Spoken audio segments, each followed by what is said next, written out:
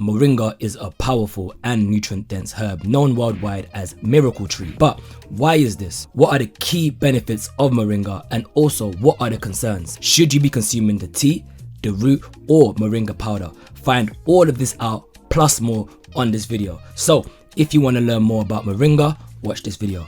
Let's go.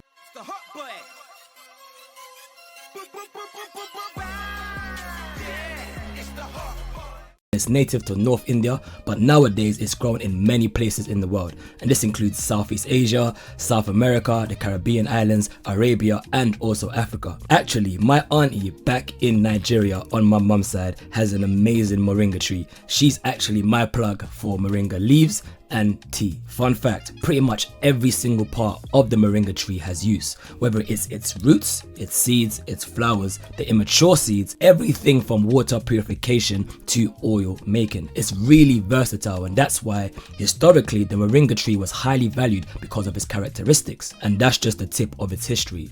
Records of this tree being used go back around 5,000 years ago. For example, in 5,000-year-old Vedic records from India, moringa and its healing properties are documented. There is also some evidence that ancient Egyptians placed vials filled with moringa oil inside tombs, and its oil around that time was used for different medicinal purposes. Also, and I find this part interesting, is there's some people who have written about moringa being used as a war and strength aid. Speaking of war, some videos I've mentioned, such as maca, speaks about how maca was given to some troops in order to give them strength and confidence during war. Would you guys be interested in a video that dives into the link between herbs in war historically?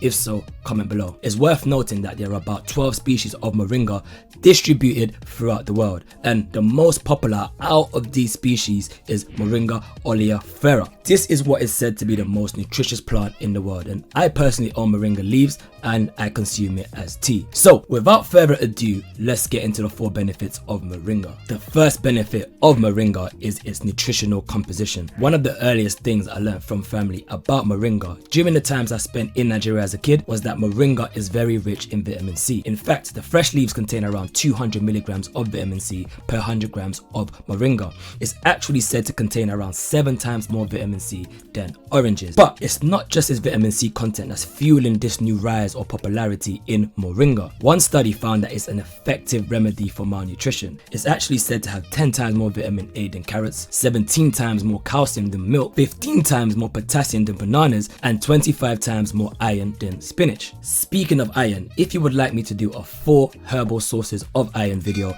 comment below and let me know. A few comments and I'll get that done for you. It's worth mentioning that with any plant or herb, the nutritional composition can change depending on where it's grown and the conditions it's grown in. The tree that's grown in India will have a slightly different nutritional composition than a tree grown in Nigeria. For example, one study actually looked into the reason that this might be, and what they found was it could be down to the differences in temperature. So it may be worth paying some attention to where you're getting your moringa from. But all in all, it seems moringa is pretty impressive when it comes to its nutrient profile. The second benefit of moringa is growth and repair. One study of mice found that moringa powder can have restoration boosting properties, especially following some sort of injury. Although this study was done on mice and can't always be extrapolated, it gives some good indication of its potential growth and repair qualities. For one, moringa leaves are almost 25% protein and contain all 9 essential amino acids. This makes moringa powder a good source of the building blocks of protein, aiding in muscle repair and growth. But also it does contain a good amount of calcium content too. Calcium, iron, zinc, all of which can aid growth and repair. In fact, those are just a few key nutrients needed for good muscle or cell growth and repair. Others include magnesium, copper, biotin, all of which are said to be in moringa, even down to its good fat content. All of these growth and repair benefits is reasons why some people are taking moringa tea and moringa powder. I've personally tried moringa powder too, but I want to know, how have some of you found your experience using moringa? Comment down below and let the community know. The third benefit of moringa is the antis. The first antis is its potential antioxidants, compounds and antioxidant benefits. Antioxidants help ease oxidative stress, which essentially is the imbalance between between free radicals and antioxidants in your body. There's a lot of secondary benefits from the antioxidants help, and this includes benefits from skin health to anti-aging, and there's also evidence that antioxidants can help in preventing cancer. Other antis of moringa include its potential anti-inflammatory benefits, and it's also antiviral, so it can potentially help with the immune system, and it's also been shown in a study to be antibacterial. The fourth benefit of moringa is its skin and hair benefits. There is a lot of use of moringa. Remember that every part of the plant has some sort of a use, and you can even get moringa seed oil. For starters, when it comes to moringa and hair, one of the reasons some people lose hair is deficiencies, and we've already spoke about some nutrients within moringa.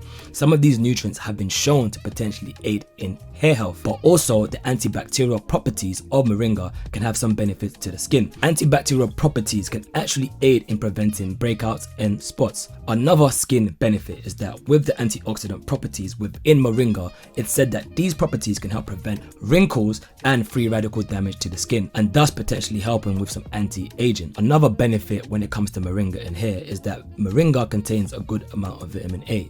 Vitamin A has been said to aid circulation, especially to extremities, and this can help with absorption of nutrients in the hair follicles, helping potentially help create some healthier hair for you and I.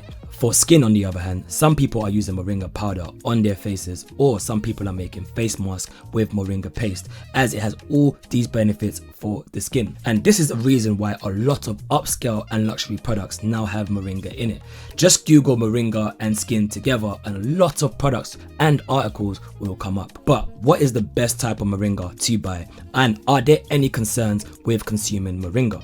Well, one concern is that the standardization of moringa may be an issue. You can buy one moringa tea or one moringa product today and get 7 times the vitamin C as an orange, and tomorrow you may get only 2 times the vitamin C as an orange. And the reason for this is that nutritional composition of the plant can change from seasons to where it's grown to how it's grown to how it's harvested and also how it's processed. And also, as you know, some plants lose some of the nutritional properties when they are processed. But in the case of moringa, there may be some benefits to heating it. Have many of you guys heard of the term anti-nutrients? Well, anti-nutrients can essentially reduce the bioavailability of certain nutrients from a plant, and it's said that moringa leaves may contain a high level of anti-nutrients, which can reduce the absorption of minerals and protein. One study found that a way to get around this is to boil or heat the moringa leaves, as this increases the benefits of its iron and antioxidant benefits. It's my opinion that tea is a great form to have moringa in, but also the powders, as some powders are heated when they're processed. And there are also some ways to consume it slightly warmer, whether it's adding it to your warm cereal, or adding it to your bacon, or adding it to your tea, or adding it to your coffee. So there's some ways around this to potentially heat it up. I'm not saying heating is the only way to go and the best thing to do, but of course I need to give you the whole picture so you can make your own mind up. I understand what's best for you to do. And there are some people who don't like the taste, so that's something to be mindful of. Get creative with how you can potentially consume it. And the reason why I give this backstory is because it's been said that if you're consuming the capsules, it's likely there may not be enough in that capsule to have an impact or have enough in it to give you the benefit that you require, unless that is an extract or is standardized to some extent. So something to bear in mind. Also, another concern is that there is no long-term studies that have been done on moringa. So in terms of long-term use, there is no guidelines. But what we do know is that too high of quantities of moringa could potentially lead to liver toxicity. So be very mindful. And also, if you're pregnant or breastfeeding, it's advised to avoid this herb. So guys, to conclude, moringa is nutritious, it's good for your skin, it has a great amount of the antis, and it aids in recovery and repair. Personally, I would get the leaves and the powder, and if I can find a good source, I would also try the seeds. The seeds have a very weirdish taste to it. I'm pretty sure you can do something with it. I hope this video has been beneficial. Don't forget to leave a thumbs up. Don't forget to subscribe. If you want to learn more about herbs, click on my face and get my herb guide. And before you go, check out these 2 videos right here and right here. It's your brother Paulo Tote, certified herbalist nutritionist. I'll